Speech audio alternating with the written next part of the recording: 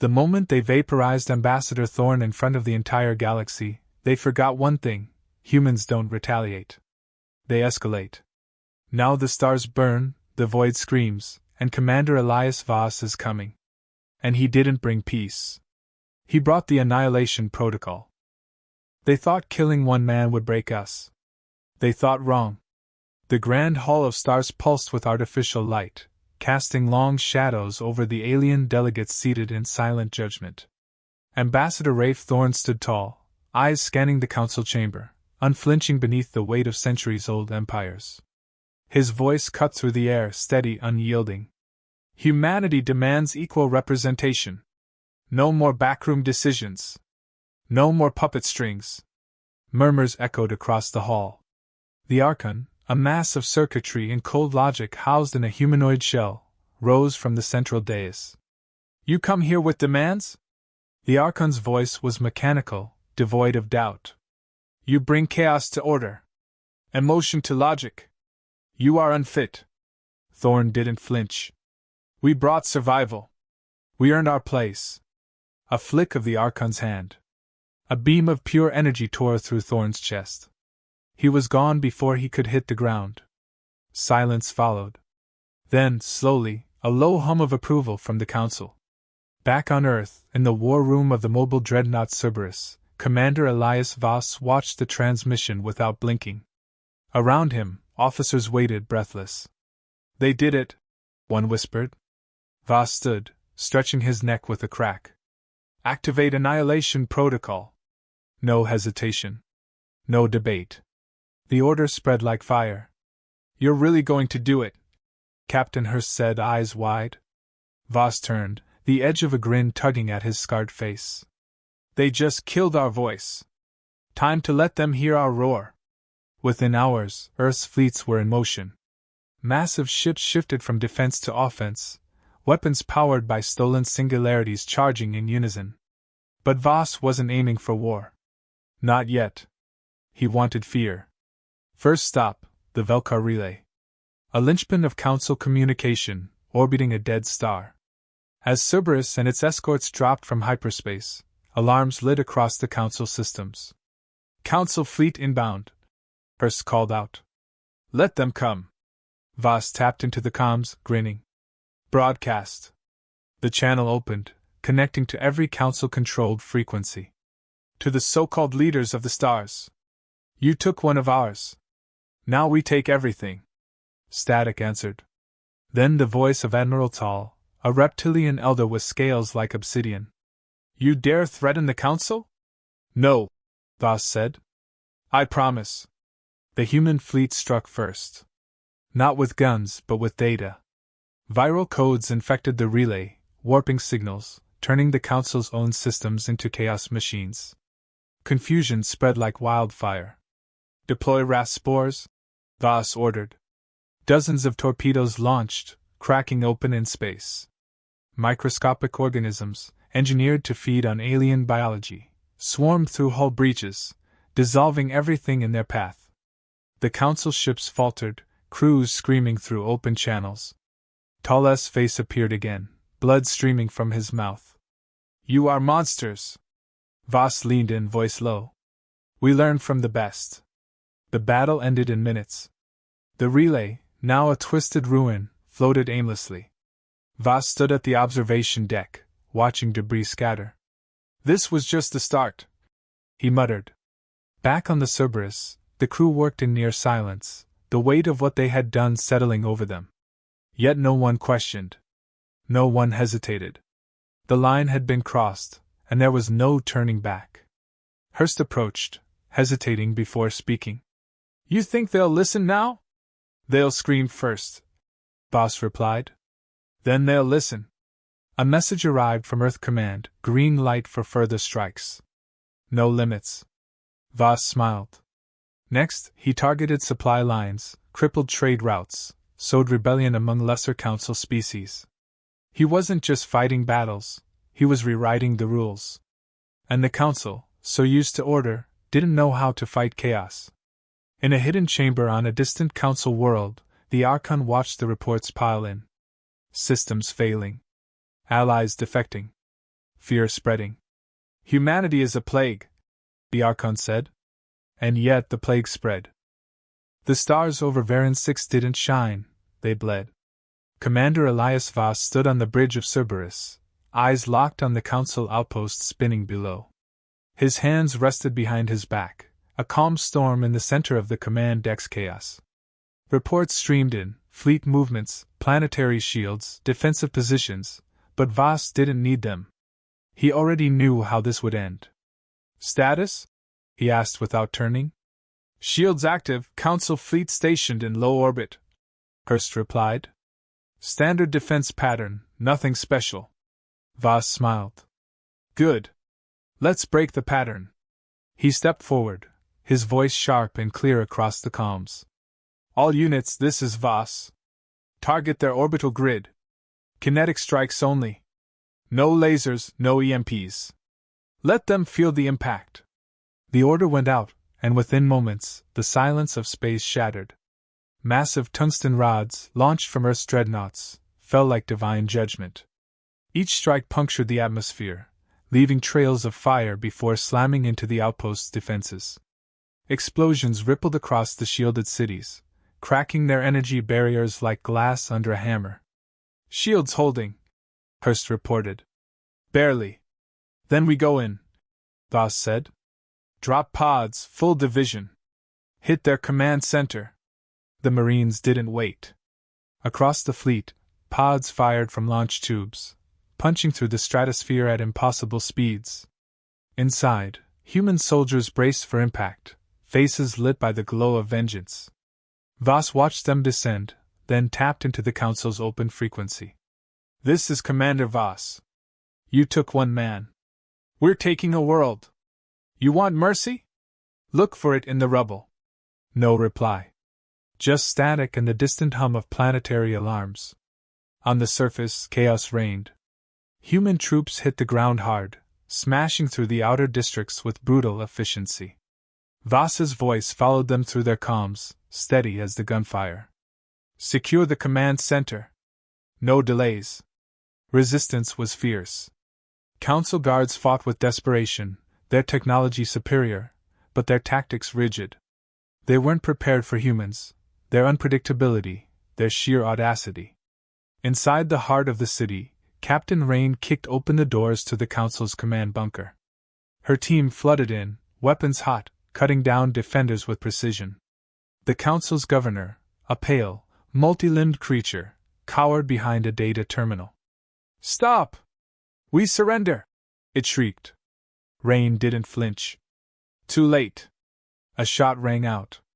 Silence followed. Command bunker secure, she said. Voss heard the transmission and nodded. Good. Plant the beacon. This world's ours now. A low beep echoed across the fleet as Earth's flag, encoded in energy, shimmered above the city. Varan 6 belonged to them. But Voss wasn't done. He turned to Hurst. Send the message. What message, sir? The one they won't forget. Across the Council territories, a new broadcast appeared. Footage of Varan Six's fall, the destruction, the takeover. And Voss, staring into the camera, unwavering. You thought you could silence us with one death. Now you've heard our reply. Every world you hold, every fleet you command, every system you control, we are coming. And we will not stop. The feed cut, leaving nothing but the burning emblem of Earth. Council fleets regrouping, Hurst reported. Looks like they're sending reinforcements. Let them, Voss said. We're just getting started. He walked from the bridge, each step echoing with the weight of what he'd set in motion. Behind him, the stars raged. Ahead, the Council trembled. And Voss, the Butcher of Titan, smiled. The Council's silence was louder than any battle cry. They didn't send diplomats. They didn't offer terms. They sent a fleet. Commander Elias Voss stood on the observation deck of Cerberus, eyes fixed on the void ahead. The Cryoth Nebula sprawled like a wounded beast, tendrils of gas swirling around the gravitational sink where the Council's armada waited. 30 capital ships. Hundreds of fighters. All armed already? They're expecting a straight fight, Hurst said quietly. Then we'll give them anything but that, Voss replied, turning sharply. Ready the mines. The crew moved fast. They had done this before, but never on this scale. The dark matter mines, invisible and deadly, drifted through the nebula, forming a trap only madness would walk into. Fleet formation tight, Hurst noted. They're holding position. They think we're scared, Voss said. Let's prove them wrong. He opened a channel, voice calm. This is Commander Voss. You came for war, and now you've found it. Enter our kill zone, and you'll never leave. No response. The Council didn't bargain. Their fleet surged forward, engines roaring through the silence. Voss smiled. Trigger the first line. The mines ignited, ripping through the lead cruisers with silent fury. Hulls twisted, split apart, vanished into void. The Council staggered but pressed on. Second line, Voss ordered. A dozen more detonations, closer this time. Fighters spiraled out of control, slamming into their own lines. Confusion bloomed. Now. Engage. The Cerberus and her escorts emerged from the nebula's edge, guns blazing. Plasma fire lit the darkness, cutting through disoriented Council ships. Voss stood still, issuing commands like a maestro. Flank left. Hit their engines. Divert power, punch through the core. The Council tried to regroup, but chaos reigned. Their ships, designed for precision, faltered in the face of raw unpredictability. Message from the Council flagship, Hurst reported. They're calling for ceasefire. Voss raised an eyebrow. Ceasefire? He opened the channel. The alien admiral appeared, face bloodied, eyes wide. Commander Voss, this is madness. Stand down, and we will. Too late. Voss cut him off. You wanted war. I'm just delivering. He closed the channel. Destroy them. The final volley erupted, blinding light tearing through the enemy fleet. When the fire faded, nothing remained but wreckage and echoes. Voss exhaled, a slow breath. Status? Enemy fleet neutralized, Hurst confirmed. Any survivors? A few escape pods drifting. Voss paused, then nodded.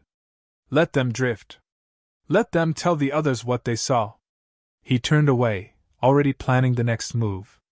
This wasn't victory. It was a message. A warning written in fire. The silence aboard Cerberus was different now. It wasn't the tension before a fight, or the aftermath of victory. It was the stillness of a crew that knew the end was near, and they were the ones bringing it. Voss stood at the center of the command deck, watching the target fill the viewport. Zenthraxis Prime. The heart of the Galactic Council. A planet-sized station orbiting a black hole, once thought untouchable. Final jump coordinates locked, Hurst reported. His voice held no fear, only focus. The fleet is ready. Voss nodded once. Execute. Stars stretched, twisted, and vanished. The jump lasted only seconds, but when they emerged, the view stole every breath. Zenthraxis gleamed like a crown in the dark, its spires reaching into the void, powered by energies older than Earth's sun. Surrounding it, the last of the Council's defenders, an armada of ships larger than cities, each one a monument to a power that refused to die quietly. They're hailing us, Hurst said. Archon Virex himself. Put him through. The Archon's image flickered to life. His face was human-shaped but wrong, too perfect, too cold. Eyes like polished glass stared back. Elias Voss, it said. You have brought ruin to countless worlds. This ends now. Voss didn't flinch. You ended it when you murdered Thorn. Everything since then has just been the bill coming due. You cannot win. This station is eternal. Voss stepped closer, eyes hard. Let's test that. The feed cut. No more words. All units, Voss said, turning to his crew. Focus fire on the outer defenses. I want a hole wide enough to drive a moon through.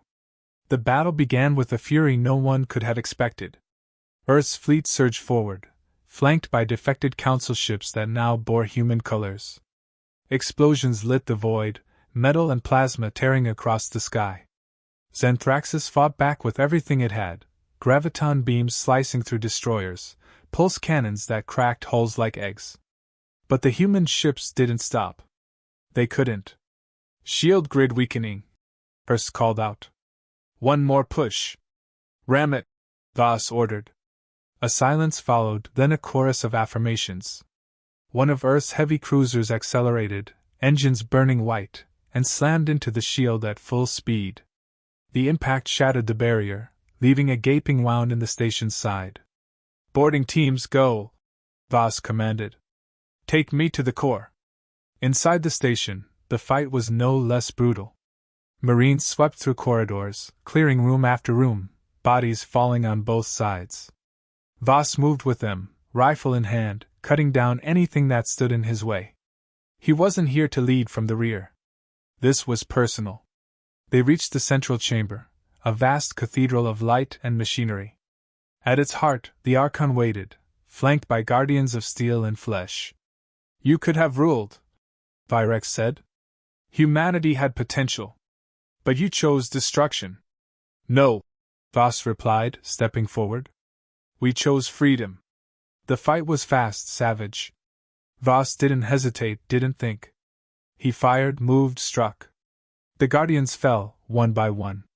Finally, it was just him and Virex, facing off beneath the pulsing core of the station. You'll doom yourself, Virex warned. Destroy this, and the black hole will consume everything. Voss raised his weapon. Then we'll die free. He fired. The core exploded in a burst of light, the chamber shaking, metal groaning. Voss turned, running as alarms screamed. Back on Cerberus, Hurst's voice was tight. The station's collapsing. We need to jump, now! Voss reached the extraction point, bloodied, breath ragged. As the shuttle lifted off, the black hole began to pull Xanthraxis inward, tearing the mighty station apart piece by piece. No escape, no salvation. From orbit, they watched the heart of the Council die. All ships accounted for? Voss asked. Most, Hurst answered. Some didn't make it. Voss nodded slowly. Then they did their job. He stood in silence, the weight of victory and loss settling over him. The galaxy would never be the same. But this was never about peace. It was about sending a message that would echo forever. The sky beyond Cerberus shimmered with the last echoes of a war no one would forget. The Council was gone, their throne world consumed by the black hole they once ruled from. There was no cheering on the bridge, no applause for the end of an empire. Only silence, heavy and complete. Commander Elias Voss stood alone by the forward viewport, staring into the void. Behind him, Hurst approached, hesitant for the first time in all their campaigns. It's done, Hurst said quietly. No, Voss replied without turning. It's only begun. Across the fleet, messages from Earth poured in. Congratulatory broadcasts, calls for a new order, voices debating what came next. Voss silenced them all. He wasn't interested in what Earth wanted to build. He cared about what they had broken. A signal pulsed across the ships, drawing every captain's attention. This is Commander Voss. His voice rang out. We didn't come here to wear their crowns. We came to throw them into the fire.